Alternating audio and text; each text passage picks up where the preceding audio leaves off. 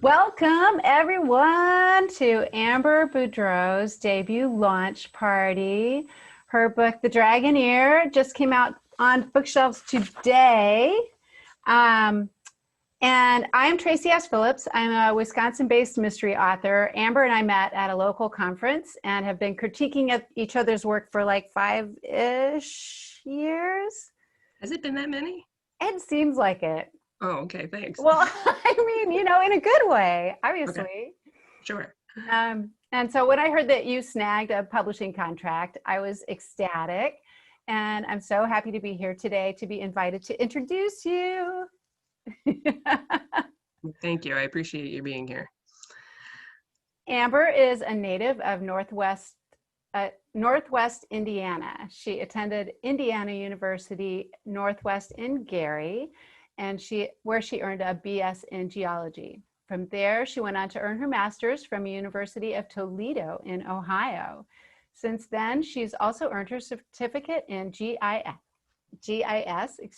from the University of Wisconsin in Madison, where she's lived for the past 15 years. I think I was covering up my camera, wasn't I?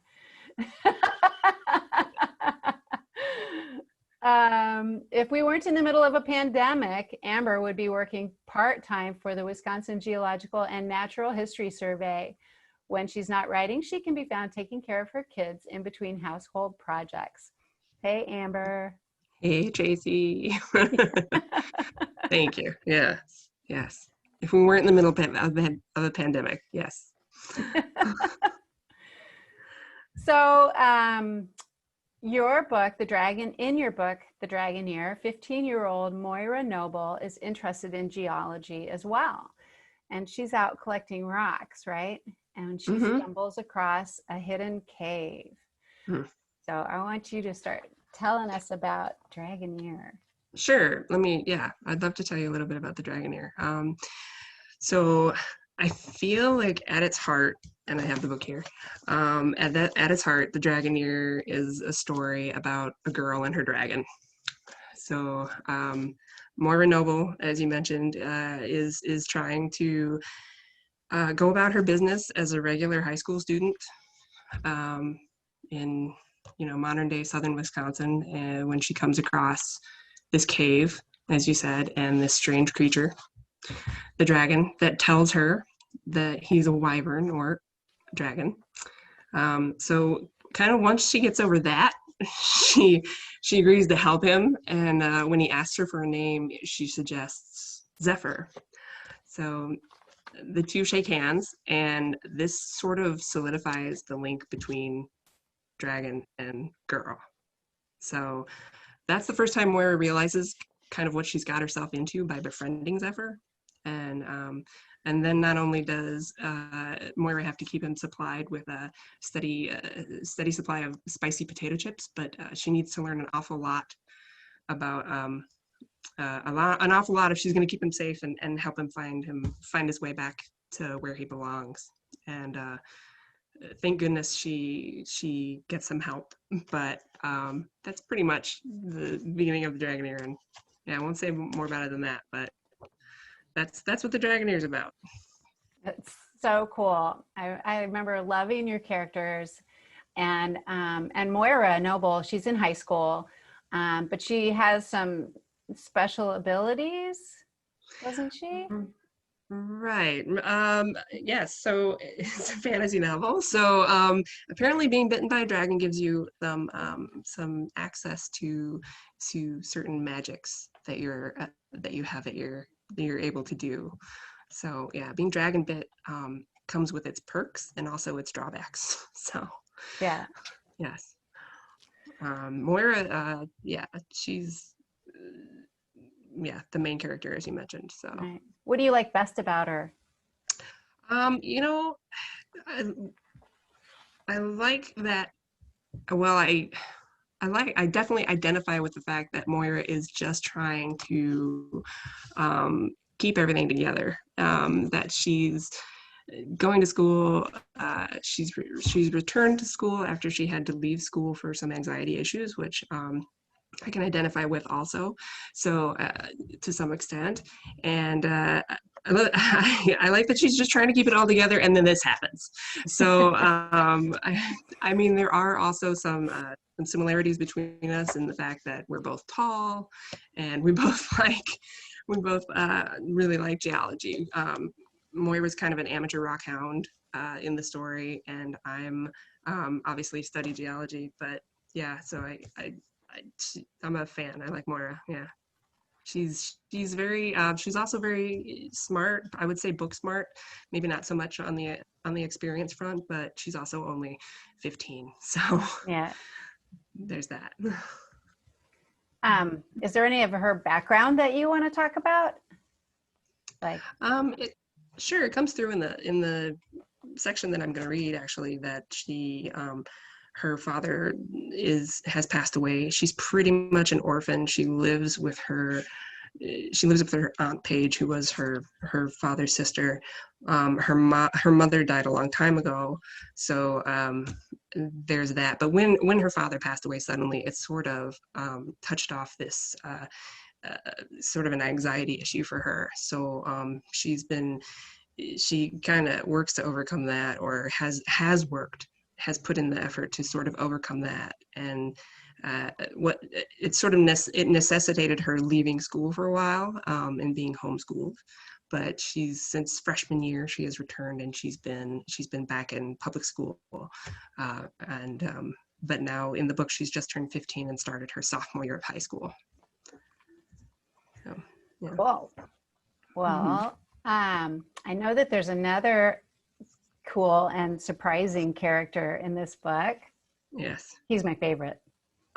I get that a lot. Yeah. So I understand why. Yeah, his Zephyr is the dragon.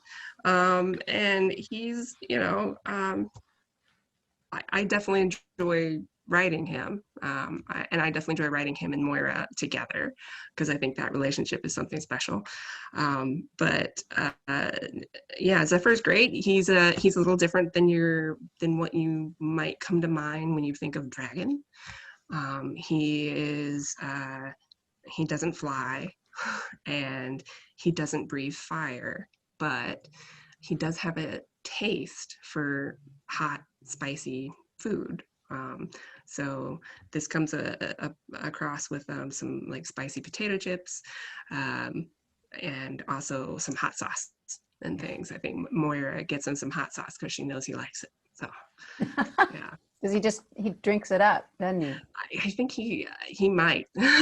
So yeah, as fast as he can go through hot sauce, yeah, I think he would. Yeah, I think he would like to drink it. It's really cool. I love it. It's like a kind of special like endearment about him, Yes. Yeah. Absolutely.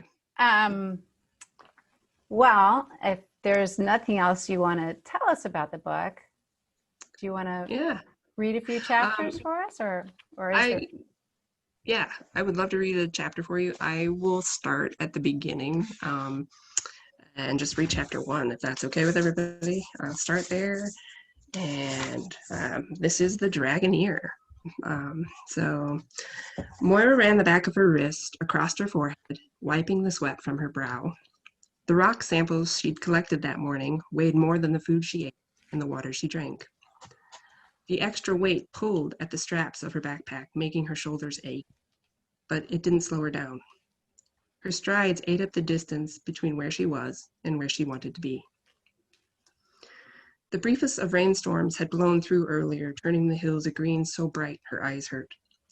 Ahead, an overgrown trail came into view, leading upward. Her heart thrummed with exertion, but a pinch of sadness gave it an extra squeeze. Moira was prepared for the emotion. It came with the bittersweet memory of the last time she'd visited the top of the hill with her dad. They'd raced to the peak, laughing the whole way. She'd almost beat him, too, because she was tall, like him. At almost 6 feet, when not stooped under the weight of a bag full of rocks, people often asked her if she played basketball. Despite her father having played in college, she did not. The toe of her boot caught an angular stone and sent it flying, drawing her thoughts away from the past. She liked rocks. Identifying the ones on the other side of the hill would fill a void on the geologic map she was drawing up for her earth science class. The finished map would be a big part of the project. She had to do well on it. Moira circled the base of the hill, tramping through the dirt and brush until she came to a clearing 30 feet across and 20 feet deep. She crossed the grass to stand against the tree line and craned her neck. The rock wall rose straight up into the sky, the peak out of sight. Her backpack slid to the ground with a thud, and she rolled back the sleeves of her khaki button-down shirt. Underneath, she wore a plain cotton tank. It stuck to her back. She tugged the fabric away from her sweat-slick skin, sank down to sit in the shade, and grabbed her water bottle for a long drink. The grass tickled her legs, bare below the hem of her shorts. The summer temperatures were hanging on. That morning, she had added a floppy-brimmed sun hat to keep her curls from going every which way. They still went every which way. They were just out of sight. Moira slipped her water bottle away, dug out the weatherproof journal she kept her notes in, flipping it open to where she had left off. She clicked her pen 3 times, climbing to her feet. Drawing a rough sketch of the cliff face, she noted any interesting contacts or faults while ignoring the graffiti. She silently wished Hoss and Joey luck, whoever they were. She hoped their love really was forever, but didn't appreciate their need to spray paint it all over the cliff face. Finished with her sketch, she pulled out her borrowed digital SLR camera and snapped a few photos. She wrote the file numbers in her notes to match them up later because that was the level of attention to detail the project required. The same level she tried to apply to everything, not just projects that determined her grade. The tinny sound of an 80s rock song reached her ears over the rustling of leaves, and she smiled. She knew the ringtone. The caller borrowed her phone one day, set it up, and Moira never bothered to change it. She pulled her phone from her pocket and swiped the screen to answer. Aha! Hey, Em, what? The wind snatched Ansel's words away. Their connection hummed with static. She stepped in close to a tall oak. What? I said, what are you doing? Where are you? I'm in the woods working on something for school. Really? Surprise made his voice raise half an octave. Yeah, why? The woods are creepy. Aaron cut his run through there short the other day. Didn't say why, just kept looking over his shoulder for the rest of the day. Jumped at every little sound. Moira lifted a brow, glad that her friend couldn't see her. Aaron and Ansel were twin brothers. On more than one occasion, she'd witnessed a silent glance or nod from one to the other. These small exchanges often took the place of an entire conversation. More than once, she'd wondered if all siblings shared the ability to communicate in such a way, or if it had more to do with the fact that they were twins. She wasn't sure, not having any brothers or sisters herself. Are you okay out there? By yourself? I'm fine, thanks. She appreciated his concern, but she was doing okay. She hadn't had an episode in forever. All right, I still owe you a movie. Ready to collect? Their plan to celebrate her birthday by sitting in the dark with a room full of strangers while sharing a bucket of popcorn had fallen through. Moira had been down with some 24-hour bug her aunt said was going around at the time. The flu, or whatever it was, had come with a fever that knocked her out, and she'd missed the entirety of her 15th birthday. Moira glanced at her incomplete map. I've still got some stuff to finish up out here. Call you later? Yeah, whenever. Don't do anything I wouldn't do. But then I would never get anything done. Har har. Ansel's false laugh cut off as they disconnected. Moira slipped her journal and camera away with her hat and dug out the rock pick she'd found in her dad's things. At first glance, it looked like a hammer, but it had a flat, square face and a long, curved head that tapered back to a point. Squatting down with her head tilted in search of a spot where she might break off a piece of rock for a fresh surface, a particular section of the wall caught her interest. The pattern of weathering and lichen growth didn't quite fit. They didn't line up the way she expected them to. Huh. Head tilted the other way, she chewed the inside of her lip, resting the pick against her shoulder. Moira stood, taking one step into the clearing. The world went silent. She stopped. Both of her arms broke out in gooseflesh. All she could hear was the whooshing sound of blood through her ears, which was strange because there was always some kind of noise in the woods between the birds singing and the wind blowing, but not right then. In that instance, the world held its breath. It reminded her of a lull in a conversation, like a pause in the back and forth between Earth and all its inhabitants. The moment passed, and she heard a black-capped chickadee call its own name. Chickadee-dee-dee. Moira shook herself and strode forward. This would be her last stop for the day, she decided. She had other homework, and tomorrow was Monday. The map could wait. It wasn't due for a while. She headed straight to the section of the rock wall that interested her. The patterns there didn't line up because of a fault in the rock, which wasn't unexpected. But it wasn't just a crack. It was a fissure. She stepped in close to the rock face and peered into the dark crevice. There was no way to tell how deep it was. She switched on her phone's flashlight app and shined the light into the crack. The fissure bent back on itself, the gray stones folded over. It looked tight, which meant she had to crouch, knees out, and sidle in sideways around the bend into a cave. Some indirect light made its way inside through the rock face, but the only other light came from her phone, which wasn't bright enough to reach the edges of the pitch-black interior. A musty scent invaded her nose, the cooler air making her shiver. She edged forward, sure that she would run into the back of the cave any second. But after 10 feet, she hadn't reached it. She shined the light upward, but couldn't make out any details of the ceiling above. Gravel crunched underfoot, but there weren't any animal droppings, which she took as a good sign. A scraping noise made her jump. Her head whipped around, searching for the source. There it was again, louder. Whatever made the noise was getting closer. Moira took a deep breath and blew it out slowly, trying to think. Bears were rarely seen this far south in Wisconsin, but today could be her lucky day. She remembered the rock pick and gripped the handle tight, raising it over her head. What's this? What's that? She squeaked. She cleared her throat and tried again. Who's there? I'm not scared of you. The scraping noise stopped. There was a pop as the light on her phone burst and went out. Moira swiped at the screen and held the dimmer light in front of her. A voice reached her ears, breathy and soft. What's that? Who's there? That's not an echo, she thought. The scraping noise was way too close this time. Moira spun to face the way she'd come in, and to her knowledge, the only way out. Movement, there at the edge of the light, filtering in from outside. Some kind of creature low to the ground, with yellow eyes. The breathy voice came from the creature's mouth, her own words repeated back to her. I'm not scared of you. And that is the end of chapter 1. So, and I will stop there and hope that you are willing to pick it up and read the rest of it. That was great. Thank you. Yeah. So I didn't know, we didn't ask this before I was reading, but I was wondering what everybody's favorite dragon was. Yeah. And we have some questions in the chat too that we're going to take. Yeah. Great. Awesome. Tracy. Yeah. If you want to answer, Amber wants to know what your favorite dragon is. So you can put it in the chat if you want, and let us know who your favorite dragon is. We were going to try and take a poll, but that doesn't, That's okay. Yeah. Let's see. Luann was asking, what inspired you to write a novel with a dragon? Yeah, Luann, I think to me, dragons just kind of have this timeless quality.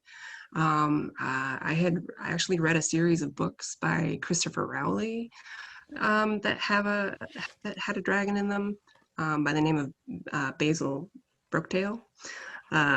Those books are like they're like straight out of the 70s, but they're great. And I had read those and I was like, I like dragons. And then I feel like dragons are timeless. Like dragons are never going to get old. So, which is great because I worked on the Dragoneer for a long time. So I was like, I'm going to keep working on it because you know what? People like dragons, and Game of Thrones with all the dragons and everything. I mean, that's something that I've never heard, actually. I mean, they used to say, don't write a vampire book because vampires are done. Nobody wants another vampire book. Nobody wants another book about kids in a witchcraft school, all those things. But I've never heard nobody wants another dragon book.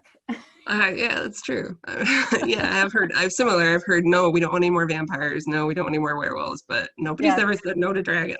Exactly. Yeah. Good point. Perfect. Yeah. Janice asks if you can talk about the research you did about dragons and how you decided which type to finally use. You mentioned that Zephyr is not being able to fly. Right.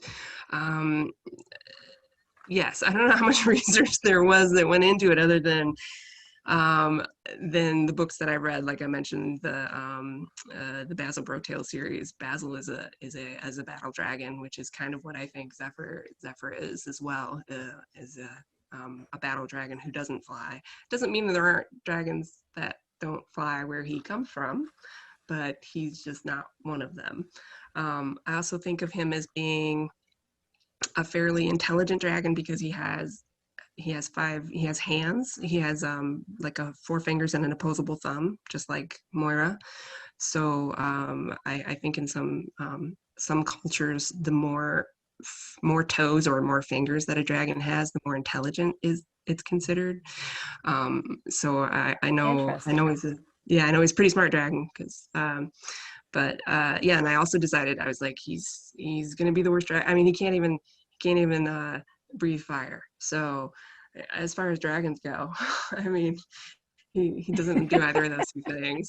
But he's got other things going for him, like the ability to do magic. So that comes in handy. So Let me see. Thank you for the question. Yeah, there's another one. Natalie asks, what surprised you most while writing this book, either about yourself or the writing process or the subject matter?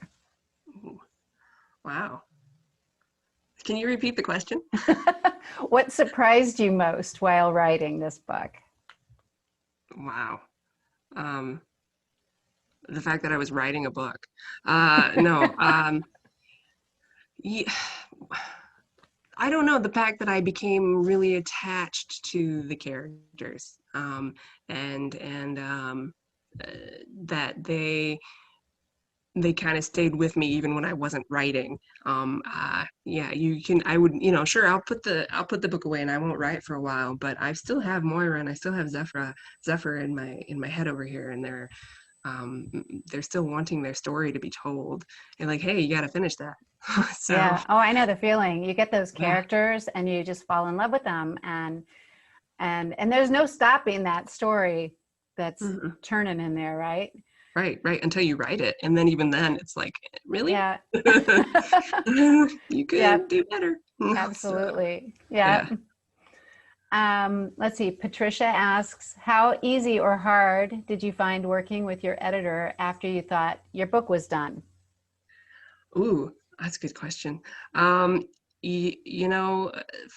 Dragoneer, I had a couple different editors, and when you get a critique like that, it's always sort of best to take it not all at once. You sort of get your critique and you sort of read their comments and you're like, sure, yeah, okay, and then you put it away. And then you Yeah. sort of let it percolate and come back to it, and then you're able to have some distance and some objectivity to look at it and really kind of take what they're saying to heart, Yeah. or to even just being like, what are they talking about? They totally don't understand what I'm trying to say, and and then keep what you want to keep, or Well, actually change it. I think that your experience with your editor was different than mine because they gave you time, What's that? right? Didn't they give you Right. time? They did. Well, the editor had it for like a month. So yeah. And got back to me. And then the other editing was just more of a line editing. I Right. apparently have a love-hate relationship with the word of. So I got docked for that a lot. I was like, I was missing a lot of ofs. So Yeah. yeah, but yeah, I did have time. It was they took a month with it, and then yeah, I sort of had time to work it over. Yeah, that's sweet because my editor had my book for like 3 months and then she gave me 21 days. 21 days. Yeah, and a 27-page list of here's what needs to happen. So rewrite the book for us yeah, now. yeah, every writer's different. Yeah, that Yeah. sounds great, Tracy. Yeah. sounds wonderful. It was a little like pressure's on now. Yeah. A little bit, Yeah. a little bit. Yes. But Oh my that's goodness. it looks like the end of the questions, I think. Does anybody, wait. All right. Oh no, there's one from Jamie. Do you build your Sure. world in advance of writing, or does the world build itself as the story unfolds? Interesting. I've had a world in mind in advance. I haven't necessarily written down its characteristics. It's a little bit of both. With this one, it wasn't so hard because it was modern day Wisconsin. Right. So, but I will say I'm currently in the middle of writing the sequel to The Dragoneer, and I've been doing some world building along the way there that I've Cool. thought about and is now coming out as I write. So it's a little bit of both. Wow. That's really Hmm. cool. I'm excited to read the next one. I'm texting my husband because I've got if you're listening, you probably can hear my dog whining. Oh, is Yeah, that Jack or Mimi? it's Jack. Oh. He's decided he needs something and he needs it now. So I'm just was gonna Jack's a text very him. sweet dog, everybody. I haven't seen him in a while, but he's a very sweet puppy. So I was gonna try and read through the what everyone's favorite dragon, the luck dragon from Neverending Story, Kaz, Falcor? Falcor? Kazul from Dealing with Dragons is Eva's favorite. Oh, Kazul. Puff, I got votes for Puff. it's great. Kazul. Toothless is my favorite too. Yeah. Yes. We're big fans of Toothless here. Yeah, because my daughter loves those movies, as do I. So, yeah. Yeah. Let's see. BBC Merlin's John Hurt voice. Hmm. Oh, I know that one. Oh, okay. Yeah. Okay. Yeah. What was the movie? Do we know? I'm not sure. Yeah. Elliot from Pete's Dragon. I have Saphira from Aragon. Yeah. Another question. Do you Okay. wish you had a dragon? Doesn't everybody? I mean, really? Yeah. Yes, yeah, I mean, sure. It would Yeah. super come in handy, maybe, Yeah. but then you'd also have to feed it. So, Right. I imagine they eat a lot, you know? yes, yes, yes, definitely. Yeah. Whether or not they like spicy food or not, I don't know, but Zephyr definitely does. So, Yeah. and that would work out because I don't really like spicy food. I could just give it all to him. So, which I think is what Moira ends up doing. So, Who is your favorite dragon? oh, well, I have a soft spot for Zephyr because I Yeah. wrote him. But Smog comes to mind, even though he's not the most friendly of dragons. But Smaug Yeah. was a great character. Um, but I also like Mrs. Drake from. She's a recent dragon that I read about in a YA book, something about the care and feeding of humans or something like that, by your dragon, by Mrs. Drake. It was very enjoyable. It was cutely done. So yeah, I haven't read I that have one. several, but Zephyr's definitely got a soft spot. I Got a soft bet. spot for my dragon. Um, Yes. there's a few more questions too as I'm scrolling down. Where do you Sure. get your inspiration for your characters? Oh wow. Yeah, just really anything. I think as a writer, you just kind of you've got two ears and one mouth, so you try to listen accordingly and listen and speak accordingly. And just anywhere. I mean, it's a lot harder now with COVID. It's not like you can really go out and about and be in those kind of places where you're overhear conversations or people talking or anything. But really anywhere. Yeah. Yeah. Yeah. Yeah.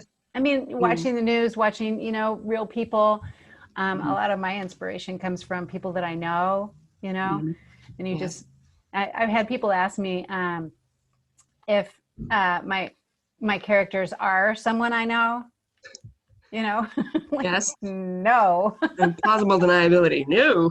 No. absolutely not. Mm-mm. Nope. Nope. But Okay. Yeah.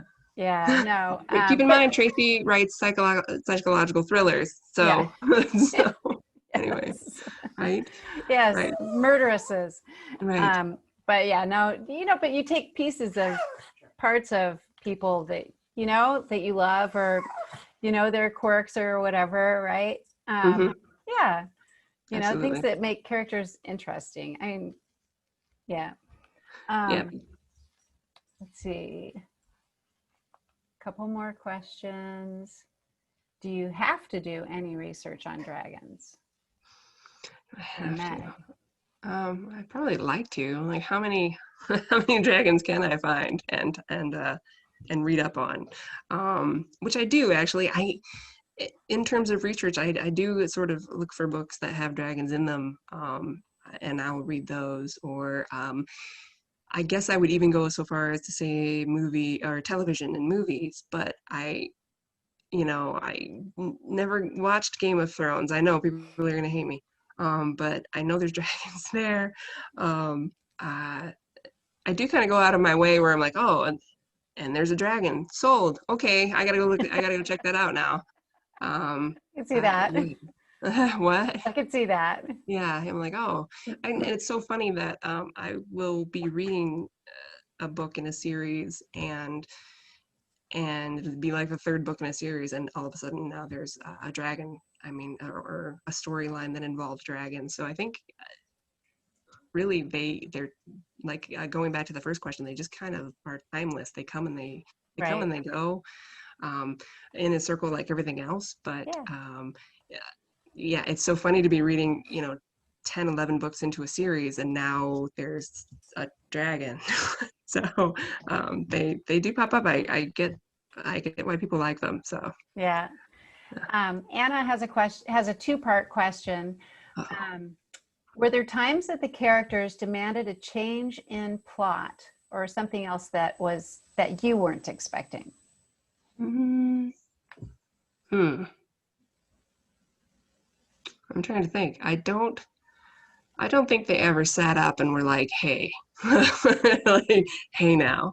Um, uh, I do have to think about um, the things that they do, whether or not if that would fit with what I have in mind of their character doing. Everything everything they do is with a reason in mind.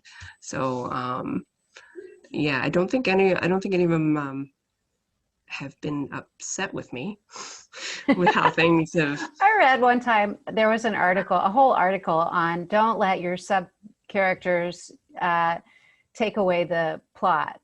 Oh, okay. Right. So I guess if you're writing, and you have like these, inconsequential characters that all of a sudden have just taken over the plot. Mm-hmm. I Um, think, yeah, I think I know of one author who started writing a book, and then this character waltzed in from the wings and sort of took over. And he's like, "Who are you? What are you doing here?" And he ended up he scrapped what he had written and ended up writing about this girl. And I think those are the Flavia de Luce novels by Alan Bradley. He was totally writing something different, and then Flavia just waltzed in and took over. So it happens. There's yeah. some with your characters, your side characters, they come in. Yeah. Are you like with me, I learn my character first. When a story comes to my mind, it's not really necessarily the story, but the character. And then it's the character that talks to me, in those early hours of the morning that, gets me, out of bed and gets my fingers going. Um, a little bit of me also is like, all right, well, I have the character, but it's like, what are we gonna do to them? What kind of trouble can they get into? So Yeah. yeah, Have to torture your main character. Yeah. in a nice way. No. Yeah. Yeah. Yeah. The second part of Anna's question was, will you be doing a sponsorship with Flaming Hot Cheetos? Flaming Hot Cheetos or Flaming Hot Doritos or Yeah, I don't think so. I love how Tracy, I think you posted on Facebook something about flaming hot Doritos. I was Doritos. like, okay, I never mentioned those by name, but all right. Like, You did. You said yeah, spicy chips, but I just always yeah. kept thinking that they had to be Doritos. I don't know Oh, why. okay. I always think jalapeno, like jalapeno crunchers or something. So, Yeah. yeah, yeah. I never mentioned any chip specifically, just a spicy potato chip. Yeah. Yeah. Harmony has a question. How did you decide to write about a person of color? Yeah, thank you, Harmony. That is a good question. To me, Moira was just um, never Caucasian in my mind. She was always of mixed lineage. So when it came time to have the cover of the book done up, I had a conversation with my publisher, and I said, well, what about this person? Would they be willing to do it? And my publisher asked them, and they said sure. So the person on the cover of the Dragoneer is a real person. They agreed to be on the cover, and I thought that she had read the book, and I asked, what she thought of it, and she thought I think she was happy to do it, and she was that seeing people of color on the covers of the book made her happy, and I was like, well, it makes me happy too. Yeah. So No, yeah, I think it's great. And yes, where to go? Patricia said, thanks for giving your cover art heroine a real body. yes, Along yeah, those lines. Yeah. definitely, Yeah. I mean, we definitely need to see more real people and people with, color in their skin, absolutely, I think, and especially after this year, it's become more and more important. And all right, yeah, and why fantasy genre? Sorry, and why the fantasy genre seems to be such like a good fit for this, I don't know, but like, I don't see why not. So let's put it that way. right, Like I think, yeah, yeah. exactly. Oops. Yeah.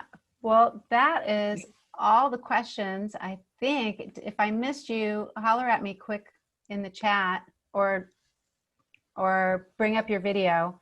Yeah, And um and I think yeah, we got everybody though. yeah. Thanks Yeah. everybody for coming. Um, yeah, Yeah, this has been great. A lot of great questions, everyone. there's And other great questions. answers.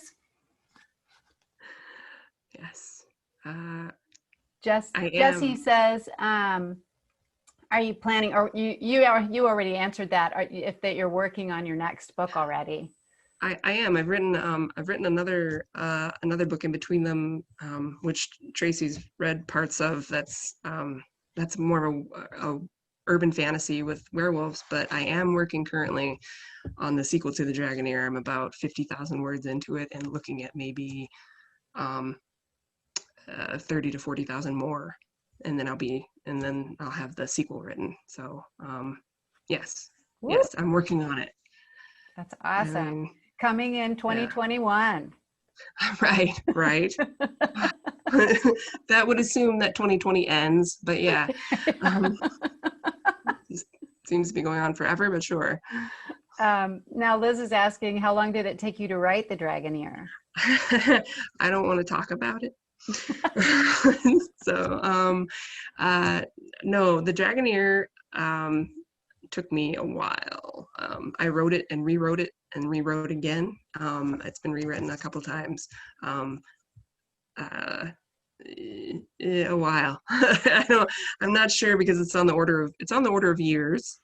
Um, I think that's so pretty normal though, especially for a first book. true. Yeah. We write and rewrite and rewrite, and and at the same time you're trying to get seen in the industry. You're querying agents or pitching to publishers, or Mhm. and then you revise and rewrite until you feel like you've finally gotten it right, and usually that, I think, process is pretty normal for it to take. I think you've gotten it right. and then you put it away and you work on something else. Yeah, and, then, exactly. and then, if you're lucky, yeah, you get to go back to it and work on it some more. So Yeah. yes, so it took a while, but I can tell you, like in the very beginning drafts, like Moira was like a happy-go-lucky, had parents, had siblings. No, none of that anymore. she's, she's she's an orphan. So Yeah. yeah. That Yeah. long. That's how long I was writing. She lost her family. Yeah. Oh, well. Well, what Mhm. you have to do to get a good main character, you know? Right. Right. Somebody said, and it goes along with my liking rocks, like your character is a geode. You kind of have to smash them open to see what's inside. Not Yeah. literally in some cases. Yeah. But yeah, you kind of want to see what's going on. Right. Hmm. Did your husband, Armand, give his 2 cents anywhere in the book? Yes, Or Janet? Armin, my husband, he did. But I waited for some time before I, like as we were saying, waited until it was right and ready. And I was like, okay, honey, it's time. And I like slid the book across, and I'm like, it's time to read this, and let me know what you Did think. he? And he Yeah. had, of course, he had notes. I mean, if you know my husband, yeah, he totally had some ideas. And his input was very, very welcome. So yeah, he did get to read it eventually, and he did have thoughts. So Yeah, as husbands do yes. occasionally. Hmm. Yes. Randy says, thank you so much for doing this. Oh, Her granddaughter is listening in Los Angeles, wow. and they cannot wait to read the book. Yay. Well, hi, granddaughter in Los Angeles. I can't wait for you to read it either. Yeah. Christopher says, it's great to see you, Amber. I don't know if you can see the chat. You can probably Um, pull it up. Not really. I haven't pulled it up, but yeah, Yeah. that's great. I'll check it out later. Yeah. So, yeah. Everyone's looking forward to reading your book. And if you That's haven't great. already, it is awesome. Yes. I appreciate everybody. And of course, if you do read the book, if I think I mentioned it in my acknowledgments, I definitely thank you, the reader, for picking it up and reading it, and would appreciate it if you dropped a review somewhere and told Yeah. everybody else about it as well. Writers need reviews. So yeah. And Goodreads or Amazon. And Any of yeah. those. Yep. Any of those. Or BookBub. Yes. Are you on BookBub? Not yet. Okay. Okay. Okay. Well, thanks so much, Amber. Thank you. I think this is going to end the recorded part of Okay. the